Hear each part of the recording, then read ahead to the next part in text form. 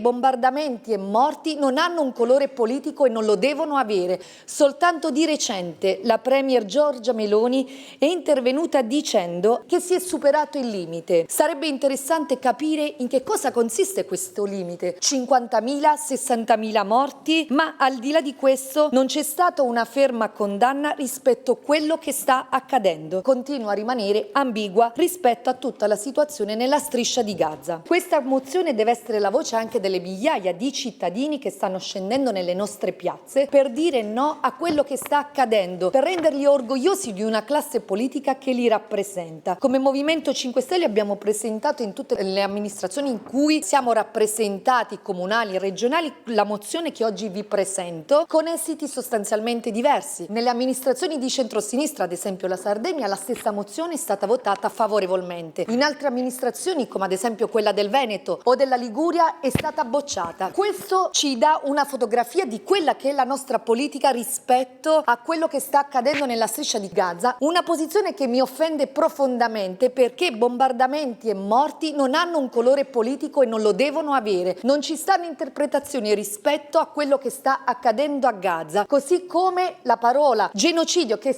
ha stizzito qualcuno fino a qualche settimana fa è una parola che identifica quello che sta accadendo, e mi auguro che ci sia da parte di tutta l'Aula un'ampia condivisione, ma questo perché, ripeto, quello che sta accadendo nella striscia di Gaza non ha un colore politico.